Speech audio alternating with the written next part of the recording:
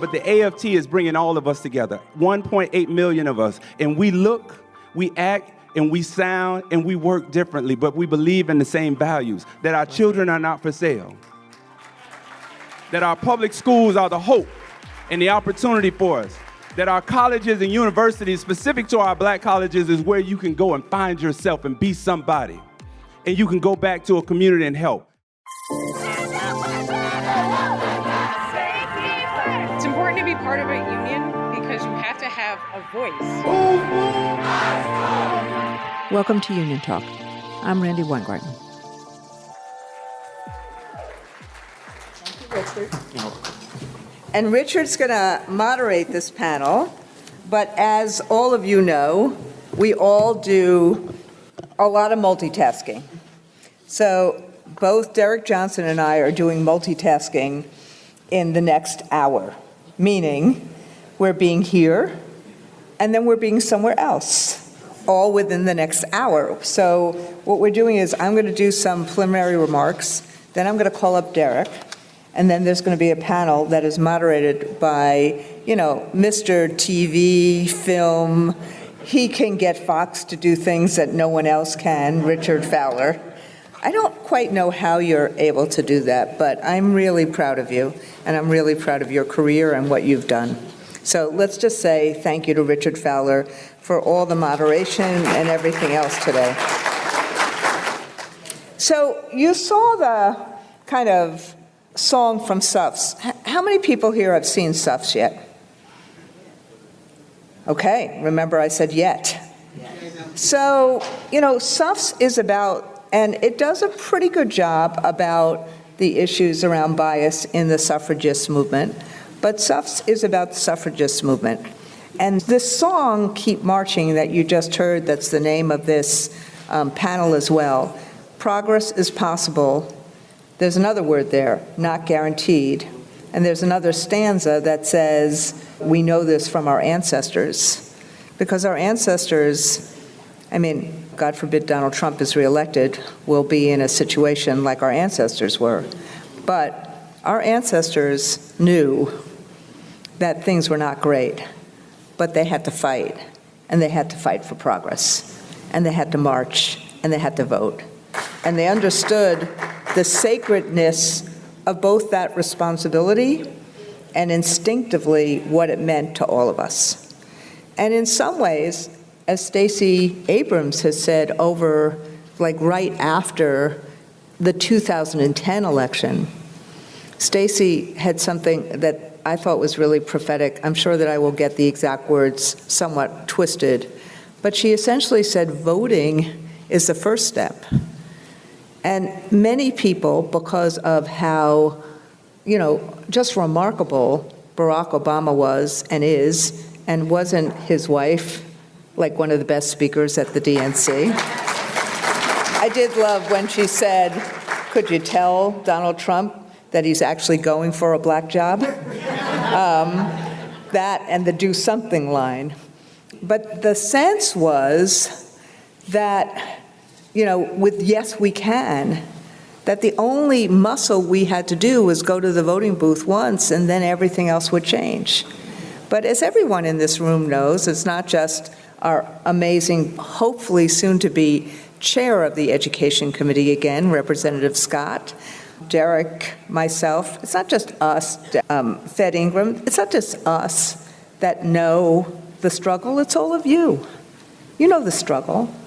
So what this panel is about today is kind of connecting the dots about how do we not just engage in the rhetoric of elections, but how we actually win hearts and minds so that people understand that that vote is a sacred responsibility for themselves, for their neighbors, for their communities, for their friends, for their families, but that we understand, I'm making this about us, that we understand that in this next 2 months, our activist responsibility is about doing all the work so we can create a platform for progress. And so that's what we're doing today, because when people think, as they did in 2008, because of how brilliant Barack Obama is, that all you have to do is that one vote and everything's going to change. We know that that doesn't happen. But if we can create a shared experience that progress is possible, not guaranteed, but it starts with voting. That's the first step. And that we connect it to real things that both Joe Biden has done and that Kamala Harris has done and will do. That's our job in the next 2 months. So one of the reasons, 3 things I'll say and then I'll stop. One of the reasons I thought her first few speeches were so incredible, and she came to the AFT like 4 days after she announced, and our members were, it was electric, was that she tied together opportunity, freedom, and the promise of America. Opportunity, freedom, and the promise of America.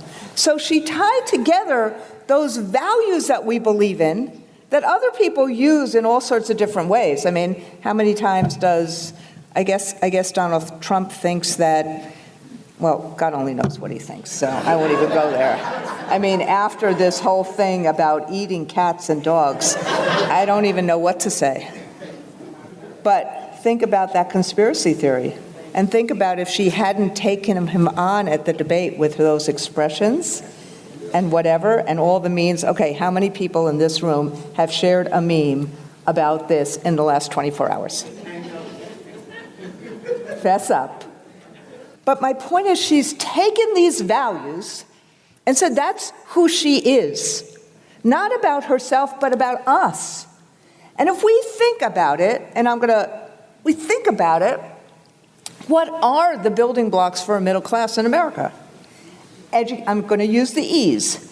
Educational opportunity, economic opportunity, elections.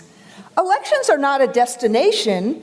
They are a muscle to be used so we can create education opportunity and economic opportunity. And all these people that are trying to make elections dirty and, oh, it's rigged and whatever, you don't think they're really involved in elections? Of course they're involved. They just don't want us to be involved.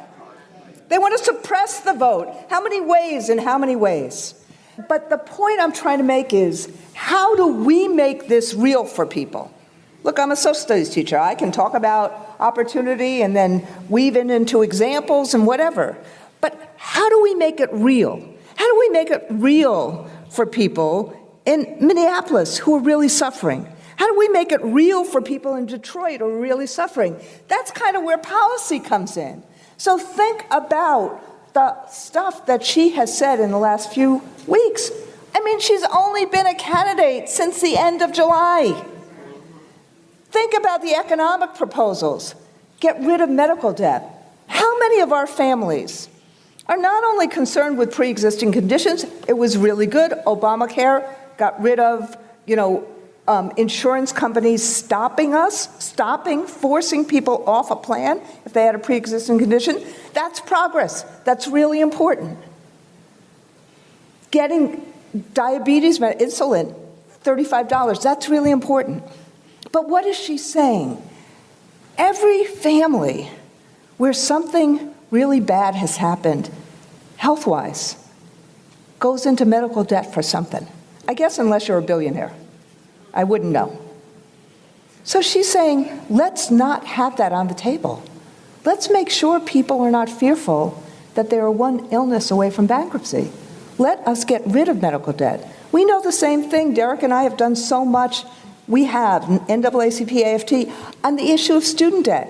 It's life-changing when people see 0 in their student debt account as opposed to 100,000, 200,000.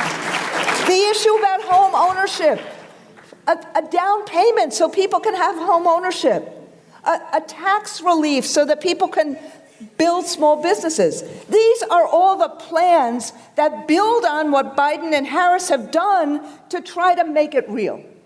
So it gets me to my last point, which is this. We, all of us, and all of our unions, and all of our groups, the NAACP, all of us, we have a role to play here. Now, how many teachers are in the room right now? So you know this role because you do it every single day in your classroom. Remember when you have a lesson plan, you got your lesson plan, you have your goal, and then you move the microphone, and then you try to say, how do I make it real? How do we engage kids in a way that it feels real, that there's an aha moment, that there's a sense of, oh, I get that, or I want to learn that, I want to do that. So I'm asking the teachers in this room, put your teacher hat on. Put your teacher soul on. Think about how to do that with our families, our friends, our communities, our neighbors. Because this is a trust election. It's not a truth election. And we've had 9 years of Donald Trump trying to say, there's so much chaos and I alone can fix it. And it gets worse and worse and worse. There's a lot of anger that he has enabled because of that. We are the opportunity agents. We are the aspiration agents. We are the freedom fighters. Whatever word we want to use, we are the ones who are about hope and aspiration. I'm not saying we do this in a way that is, Pollyannish. But you all have this amazing role about how we can meet people where they are and talk to them. Because this election is going to be won by inches, not yards. There's a lot of misogyny. There's a lot of racism. It's not going to be talked about.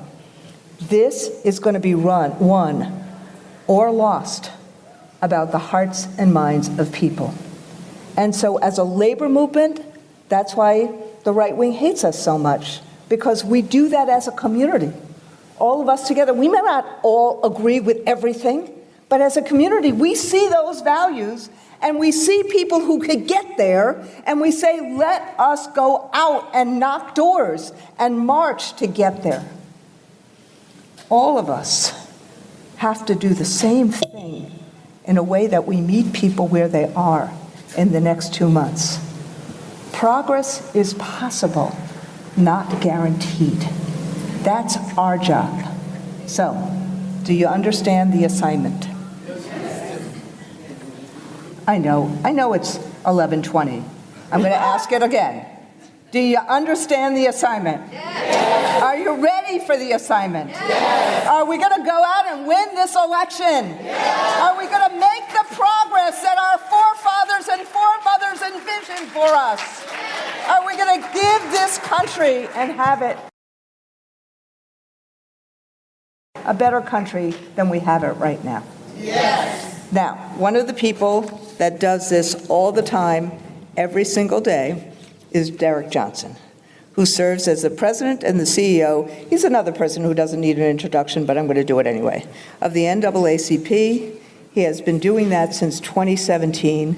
Before then, he was the state president of the Mississippi State Conference. Derek, if there's anyone you want to be at your side as you're fighting these fights, it's Derek Johnson. His compassion, his courage, his smarts, rivals, it's unparalleled. So I want to just say it's my honor to introduce Derek Johnson.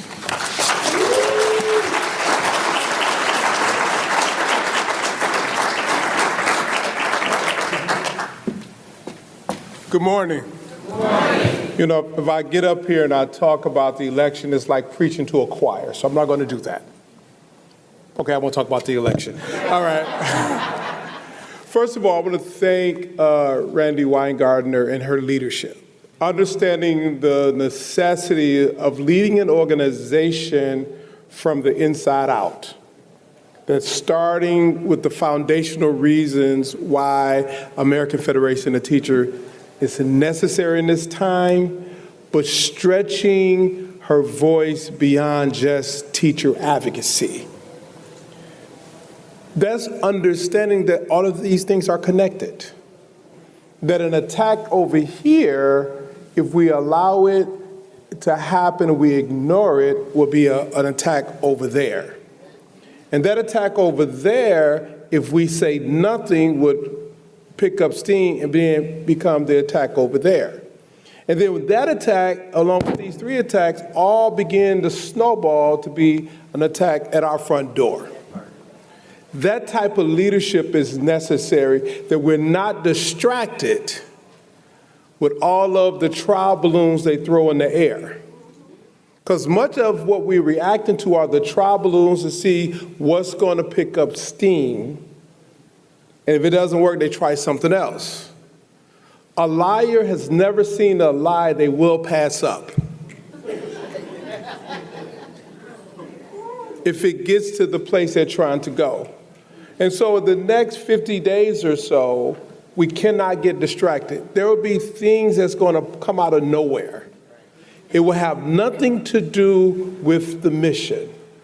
And the mission is to ensure when we see the closing of polls on the West Coast on November 5th, the outcome is consistent with the needs of the people because the will of the people would have spoken, and the truth that will be spoken is a democracy that's inclusive and honor all of our rights. That's really important.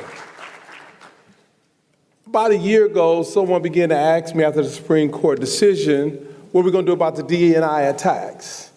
I said, first of all, it's called diversity, equity, inclusion. Because when they shorten it, if they do that to weaponize it, to flip the concept on its head, so they can have another thing to fight against. And oftentimes we run to that distraction and we lose focus on what's really taking place. Race is a tool that they use to maintain power, domination, and control.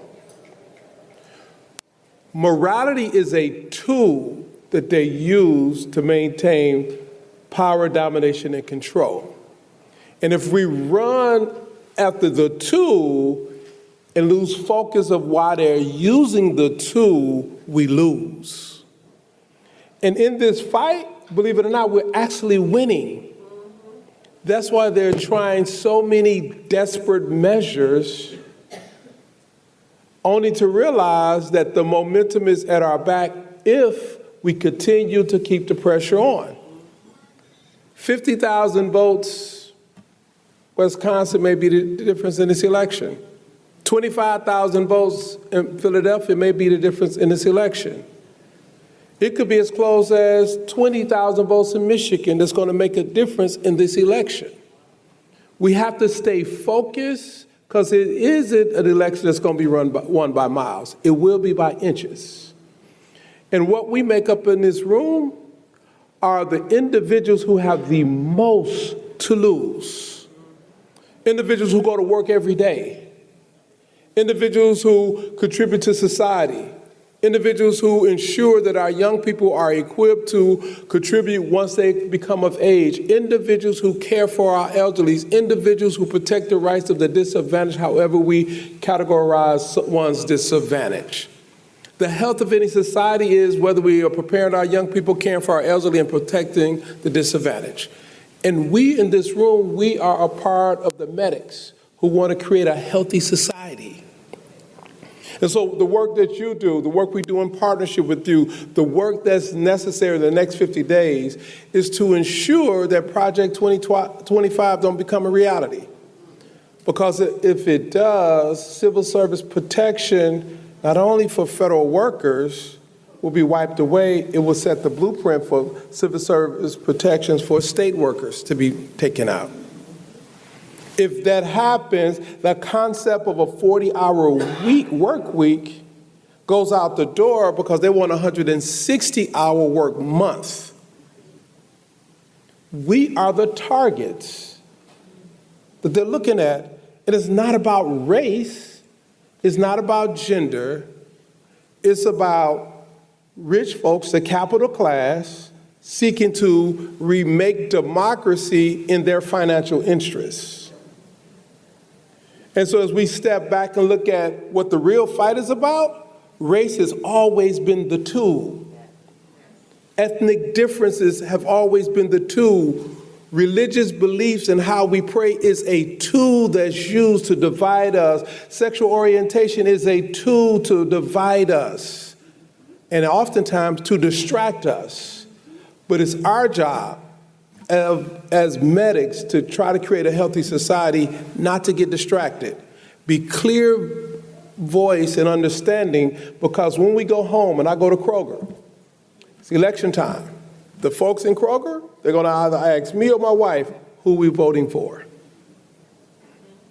When I go home in Mississippi and I go to the barbershop and I'm listening to some of that foolishness in the barbershop, the closer we get to the election, everyone says, what are we going to do? When you go home and you go name the public place where they look at you, because each one of us are leaders and validators in our community that folks are looking to for direction. We must not fall prey to the distraction and stay focused on the destination. And the destination is to assure that capital class is not using us to subvert democracy so they can take the power away from us and they can increase their profits. So to AFT and all of the House of Labor, thank you for your partnership. And we cannot get intoxicated with rhetoric.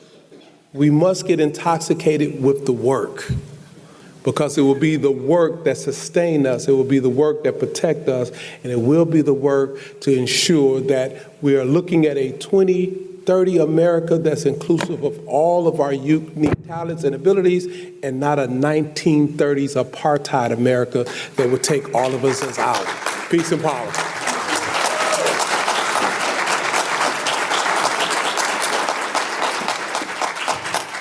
Give it up for Brother Derek. And I want to pick up where he left off, because I think we don't say that enough, that we're winning this fight. I'm going to repeat that again. We're winning this fight. It feels like we're behind, but we're actually ahead. And so I want to bring up some winners, our panelists. And many of these folks, I know them as winners because I've seen them win. And so let's start here. First, I want to bring up the president of AFT Michigan. And I have a story for all these folks because I'm a storyteller, so I can't help myself. In Michigan, in Detroit specifically, the schools were literally under attack by Betsy DeVos. Literally under attack by Betsy DeVos, single-handedly. And the teachers were like, not today, not in Detroit, we're not going anywhere, we're going to protect our kids. And they fought back, and they won. At the time, Detroit was under an emergency manager, the schools there. Today, Detroit public schools have a school board. Enrollment is up. Teachers are getting raises. You get the drift, we're winning. So I want to bring up the president of AFT Michigan, Terrence Martin. We're gonna keep flying on this plane from Michigan, and we're gonna go down to Florida. I knew that was gonna happen. In Florida, they're also winning. Now, I know there's a governor there that's a little testy, just a little testy. But he thought that he was gonna take away collective bargaining, and he was gonna break the unions, and he was gonna take away their rights to have a voice in the classroom. But the teachers decided that they were gonna fight back. Because for decades, the teachers have been fighting in Florida. And I know this because I'm a product of Broward County Public Schools.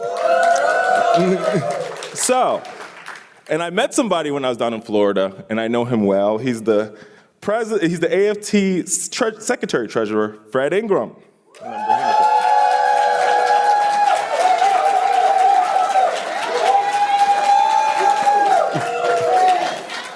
This next person is a new friend, but I know what happens in Minneapolis, right? Minneapolis, they're also winning. Not only have we seen police reform, but we've seen them bargain for the collective good. We've seen them do things they said were impossible, right? Like when they are attacking And as Randy said, I'm a commentator on Fox, and they attacked Tim Walz. They've called him Tampon Tim. They've called him all these things. And my response to them is like, but wait a minute, though.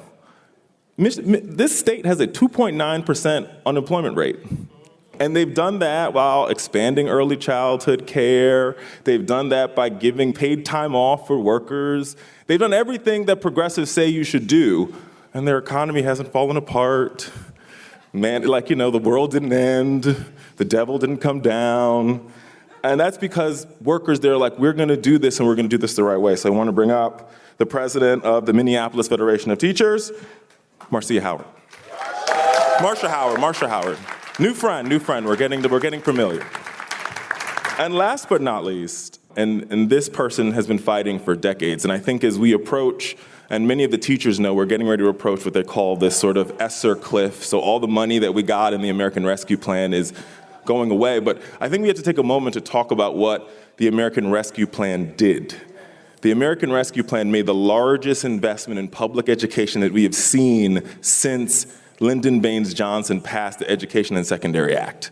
And that would not have happened without the leadership of Newport News' own Representative Bobby Scott, who's soon to be the chairman of the Education and Workforce Committee in the House of Representatives, Congressman Bobby Scott. So I want to start off with winning, and I want to start with the congressman because that's where I think the fight is now, Congressman, is we are on and I hate the word cliff because we use it too much in Washington, but we are on this sort of cliff where we're seeing all the gains that were made because of the American Rescue Plan. We've seen students make huge gains in Chicago, in Michigan, in Florida, because of the money that was utilized to do the right things that teachers have been saying for a long time. Our kids need help. Our kids need social workers. They need school nurses. They need tutors after school. And the money that y'all were able to secure in the Congress got these students what they need, got these teachers the resources they need in their classroom. Much of that money went to hiring personnel. Now that money is getting ready to dry up in many of the schools, and I think there's a lot of folks worried of what's going to happen now the money's gone. So what can folks in this room do? Obviously they can vote, but we know that's the minimum. But what can we do now to make sure we keep these gains going? Well, I think you mentioned it because who controls Congress will determine what we can appropriate. The American Rescue Plan Act was a straight party line vote. Kamala Harris had to break the tie on a 50-50 Senate. And as you indicated, it was the biggest investment in K-12 education in the history of the United States. And it was done at a time when we were opening up schools during an airborne pandemic, right after a report came out that said that 40% of the school districts need to repair or replace the HVAC systems in more than half their schools. So a lot of it went to personnel, but a lot of it went to open the schools safely so that students could go there. But there's a difference in direction between the two parties, and that's why the election is so important. You have the 2025 vision of what's going on. One of the things in there is an elimination of Title I funding. The funding in the American Rescue Plan was distributed according to the Title I formula so that those who needed it the most got the most. There's also in there where you arrange to have free lunch. Tim Walz has been attacked as unqualified because he's too liberal, because he signed a bill that had universal school lunch. He wants to feed the children. The Republican reaction to wanting to feed the children? Boo. Where do you get these people? But that's at stake. The funding is ending now. If we get back in January, we could do some additional appropriations to continue many of the programs. There were not that many strings attached to the money. And so we could see what some schools did a lot with the money in terms of reducing the achievement gap. I mean, kids have been out of school for 2 years. You got a lot of catching up to do. Some did well, some did not so well. So we've got to study all over the country about best practices and how to reduce the achievement gap. And so that's at stake in this. You've got one side that's interested in continuing that, and the other side didn't vote for it to begin with. And I like that point. So I want to bring it to, let's continue this conversation about Governor Walz. So Marcia, in Minnesota. Marcia. I'm sorry. Now y'all know my password. I will never, now I'm always going to get it. Marcia. So tell me this, because what we've seen in Minnesota is the impact of the American Rescue Plan dollars, but we've also seen a governor willing to make investments, and we've seen educators willing to fight for those investments and bargain for the common good. And how have all those things combined made achievements in classrooms and wins for the community overall? I think when you consider Minnesota specifically, we're sort of unique. I mean, just the fact that I'm a high school teacher, been one since 1998. I'm on release right now as president of Minneapolis Federation of Teachers. This is my first year as president. Although I did take a year off after the lynching of George Floyd, I've been in protest at 38th in Chicago, fighting for Black lives. But we're unique because we're a wealthy state. And so as we think about where our tax dollars go, even with the rescue plan dollars, they put a lot of our state money into education. We are DFL, that's the Democrat Farmers and Laborers. They put the money in education. Walz got elected 2018. He got reelected 2022. We got the House, we got the Senate. They put $5 billion in education. They put $1 billion in housing. We got universal free lunch. Philando Castile, I don't know if you know his name, but his mama fought for free lunch because he was a lunch. He worked in the lunchroom. He paid for people's lunch, them babies' lunches. She fought for free lunch. Governor Walz signed that into law.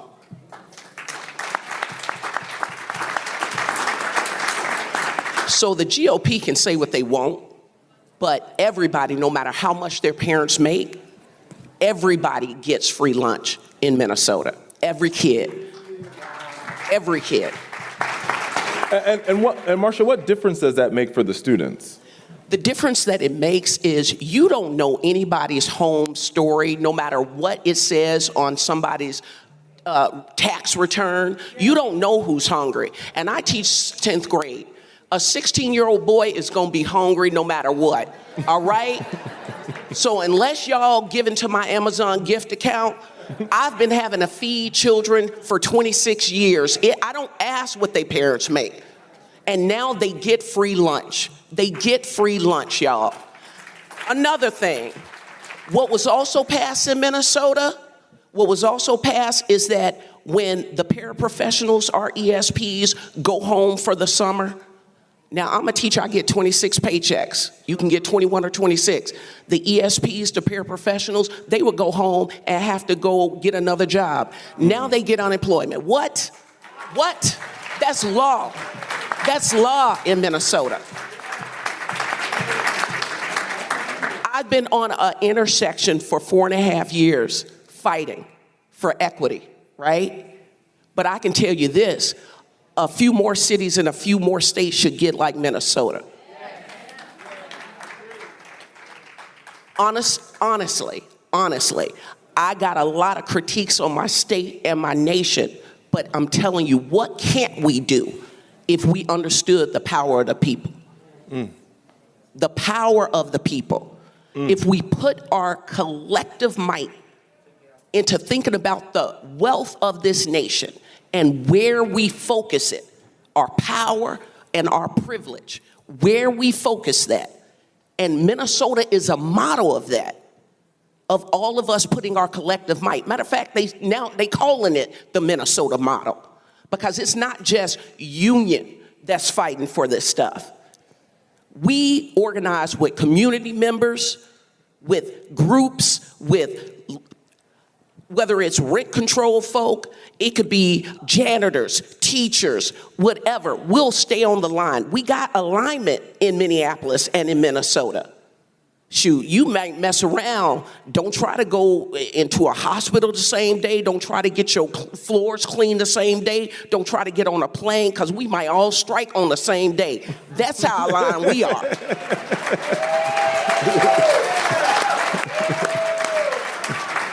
We be like, what you doing? What you doing? Like, for real, for real. That's the Minnesota model. What could you do if you weren't afraid? What could you do if you knew your own power?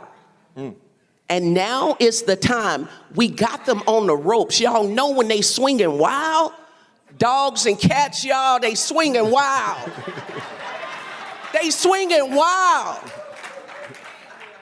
When you got them on the ropes, that's when you know you can step into your power. And now you got to really be strategic with it. And so, instead of being loud, go back, sit down, talk with your team. Now's the time to be quiet. And you might not want to be on Facebook with it. Get face to face. Wear your mask, go in corners, go in churches, go in people's living rooms. Start talking to people. Y'all might be having to get back on the phone with folk. Text. Y'all need to get real quiet and start talking to people. Don't get on Facebook, face to face. Don't go on Nextdoor, go next door. You need to start talking to people about what y'all gonna do. And I'm on a street corner. I'm on a street corner in protest. It's the longest running urban autonomous zone in American history. And we there in Governor Walz' city. And they trying to say that he a wuss because we still there. Where there's people, there's power. Y'all ain't gotta judge him for that. Because this is our city. What? It's radical that neighbors are standing outside every day? What? That's radical? No. What's radical is this. All of us sitting here determining what's going to happen to our nation. That's radical. We get to do that. Stand in your power.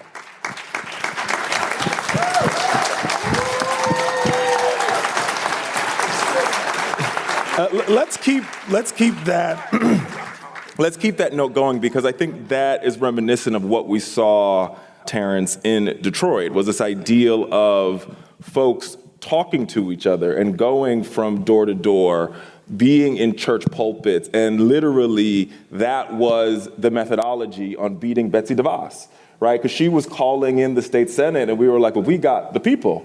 And as a result of that, we literally saw a Republican governor in Michigan, and I want you to tell the story, flip on Betsy DeVos.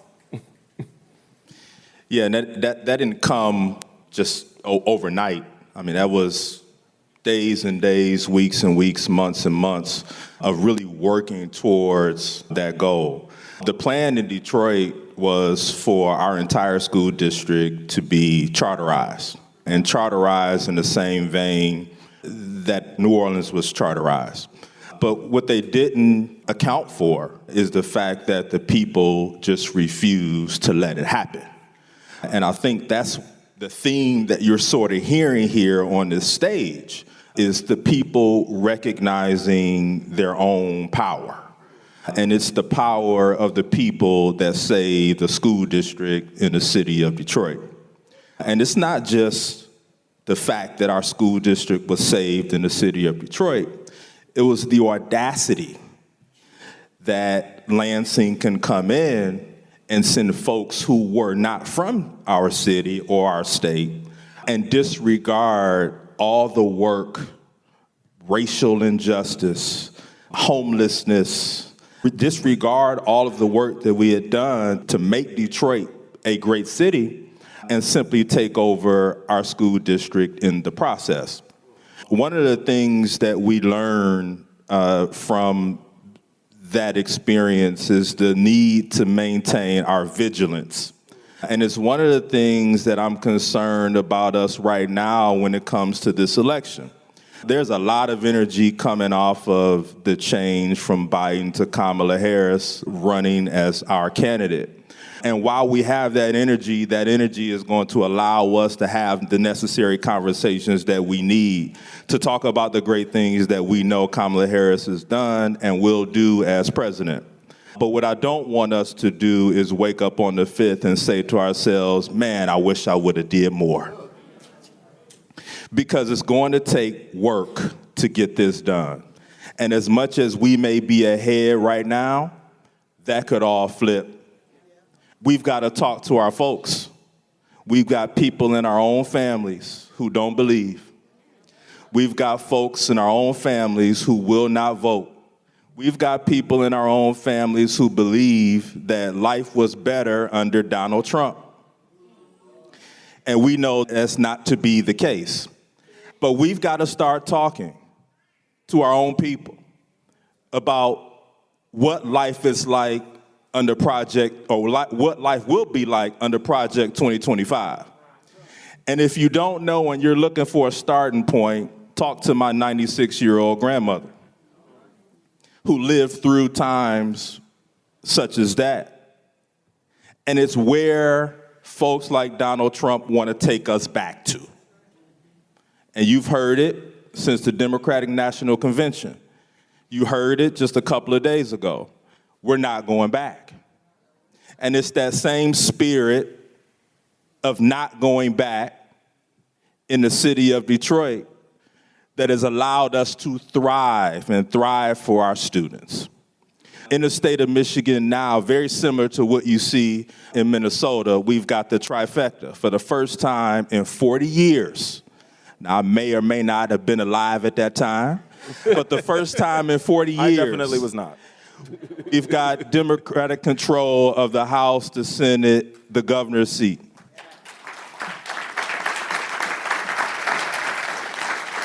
And it comes from the power of the people. The power of the people and the power of organized labor. See, in places like Michigan and in cities like Detroit, we're still trusted voices in our communities. As laborers and as educators, we're still those trusted voices. People look to us for leadership. They look to us for guidance. And so we've got to be those same folks now in this moment to ensure that we don't go back, that we move forward and seize the opportunity to make history once again in this election. It's black women that have been leading us.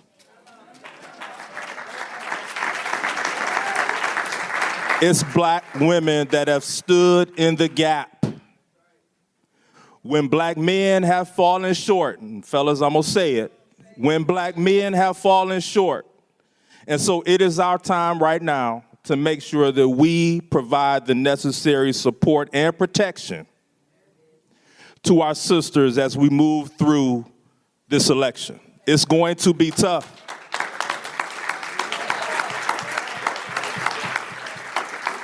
It's going to be tough. It won't be easy, but it can be done. And it's going to be up to the folks in this room to take the message back, to take the fight back to our own communities and see to it that we elect the first black woman president of the United States of America.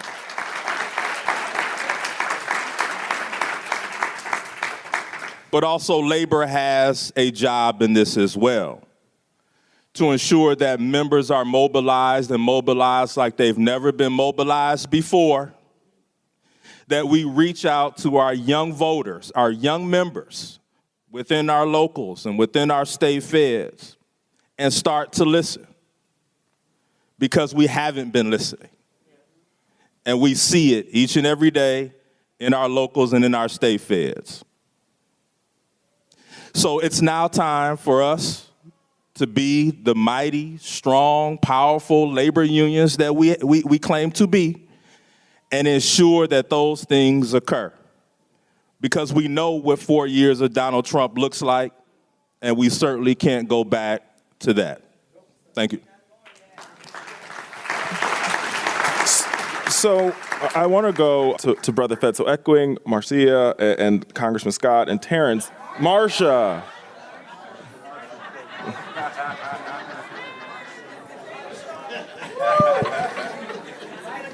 I'm reading it on the paper, y'all. But now I got it.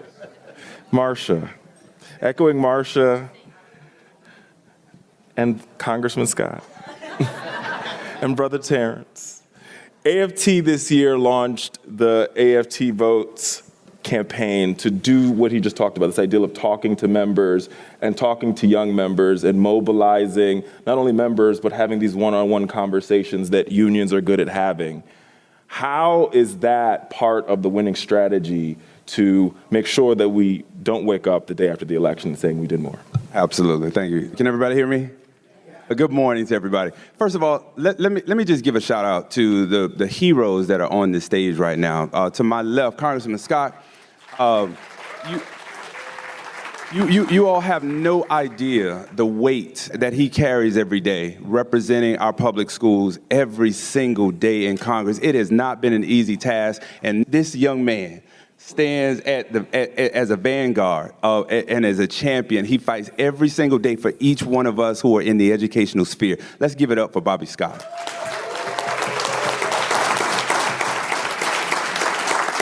And he works with one of our superheroes from Florida, Frederica Wilson, as well. So I got to give a shout out to Frederica Wilson.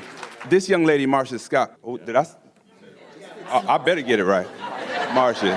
I know Marsha. And so when I met Marsha, I had gone to what I call the North American Antarctica, which is Minnesota. And I'm from Miami, y'all, and it was the coldest day of my life. And they were out protesting in George Floyd Square. And these folks were out there, and the first thing they told me is you have to go to the store and get a jacket. Yes. But they were out there every day, all night. It was 0 degrees. Wind chill factor -5. My people from Miami have no understanding. 0 understanding of that. But these folks have been doing that now for years. And when she says 38th in Chicago, it's a real deal. Like, they go out there every day, not only to pay homage, but respect and try to protest what happened that day so that the rest of us will have a better life. Thank you, Marsha, for what you do. And so lastly, this Detroit story, let me tell you something. It is unbelievable what President Martin was able to do in Detroit as DFT's president, now as the AFT Michigan. We know in Florida somebody named Betsy DeVos, too. And we her also evil know precedes her. Listen, we also know the superintendent in Detroit, Nikolai Vitti. Yeah, and so some of us old heads who've been around a little bit have seen that. Listen, I will just say this. You've heard what we need to do. You've heard why we need to do it. AFT has a national campaign called AFT Votes. We also have our campaign called What Kids and Communities Need.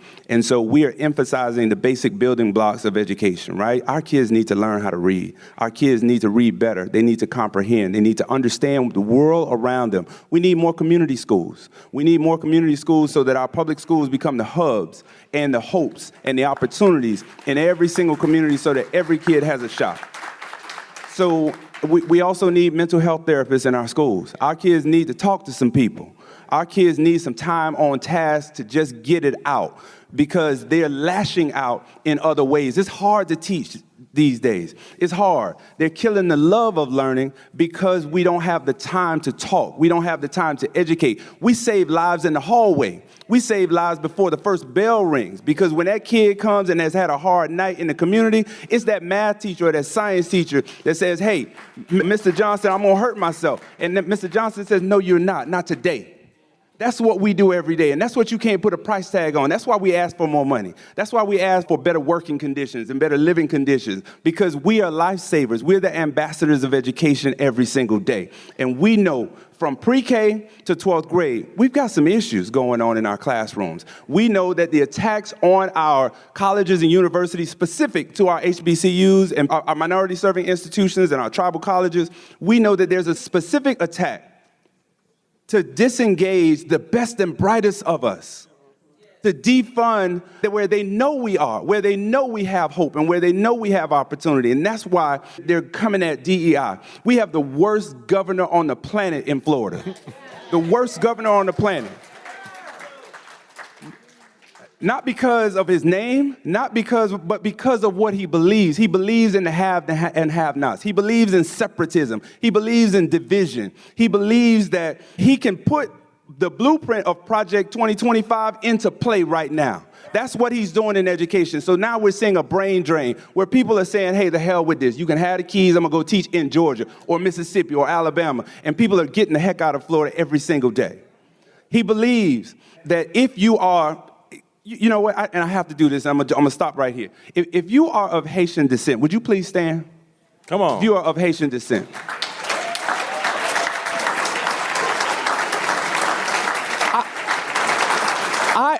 I am not of Haitian descent, but what that man said the other night about people who are coming from Haiti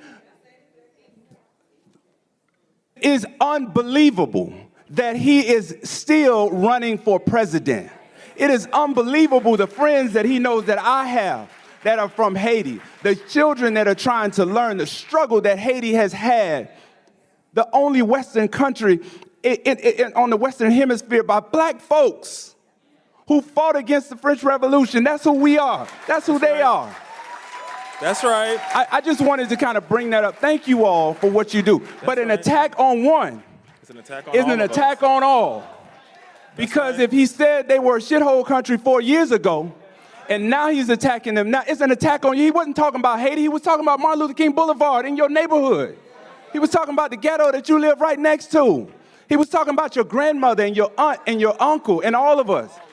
And if you are not of African-American descent, if you are one of our allies, if you're a co-conspirator, if you're just a white person that just has a good heart, we need you. Because black folks will not cure racism. White folks will cure racism.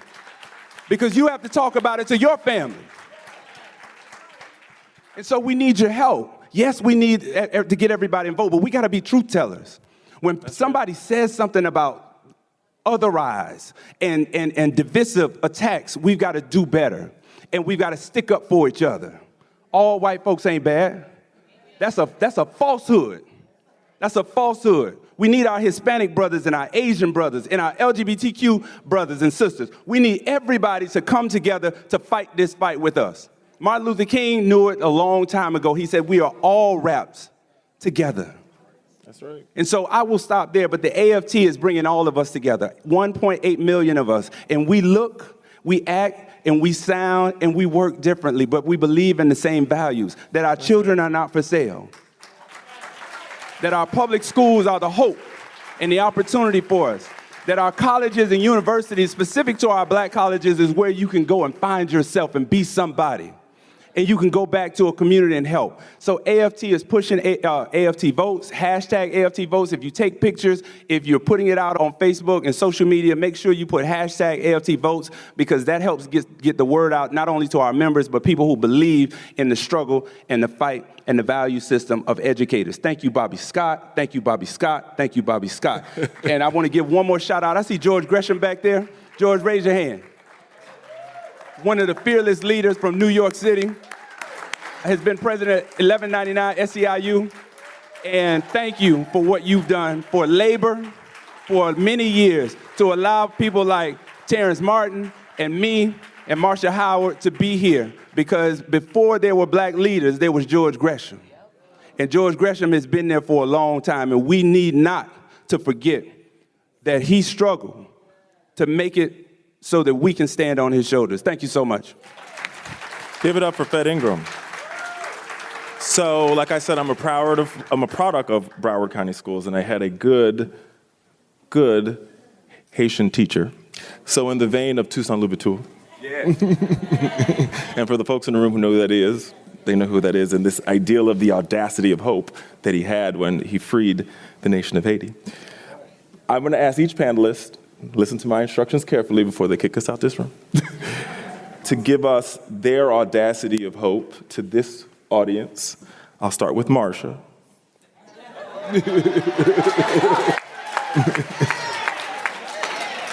30 seconds, your audacity of hope. It could be a word, it could be a phrase, but it has to be 30 seconds.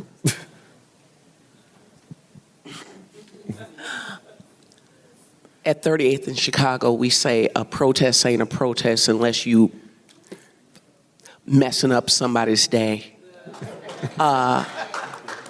In November, y'all know whose day we gonna mess up.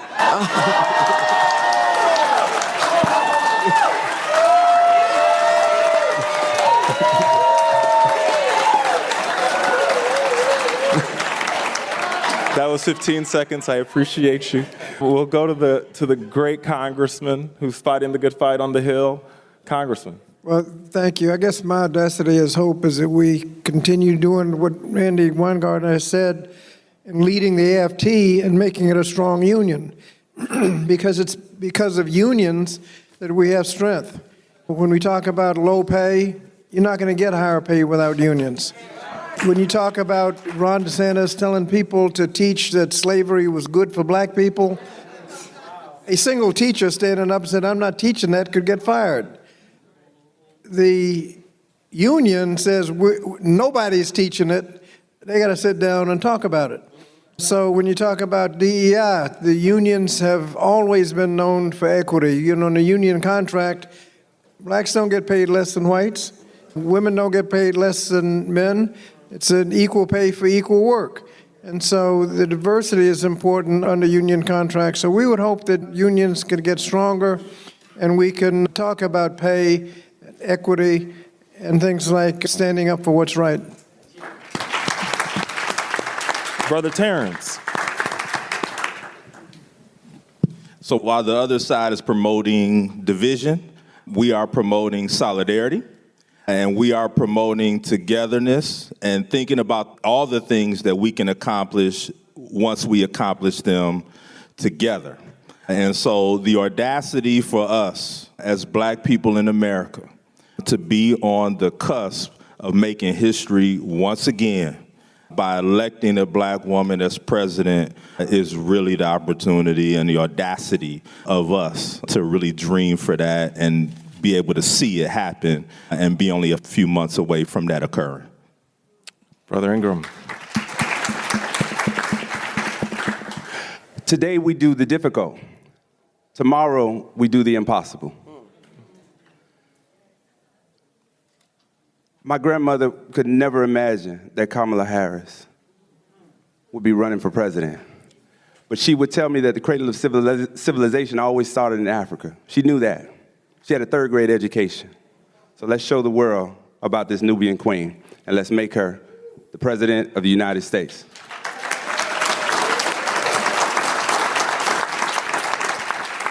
Before I thank my panelists, I will leave with my words. I wouldn't be here if it wasn't for, one, and I'm going to go through all of AFT's members, a registered nurse, who's my mother.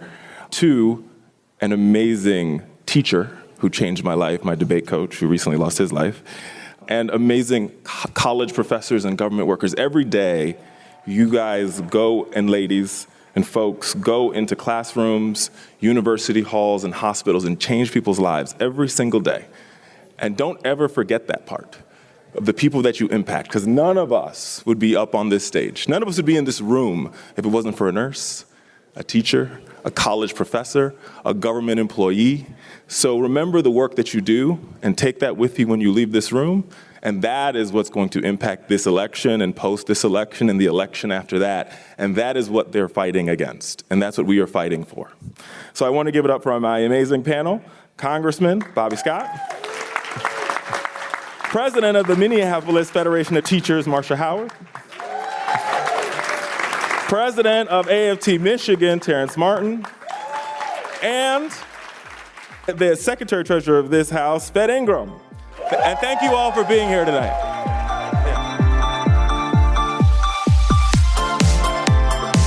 I hope you enjoyed this episode of Union Talk. Remember to subscribe wherever you listen to your podcast and tune in every other week for a new episode. Thank you, be safe, and be well.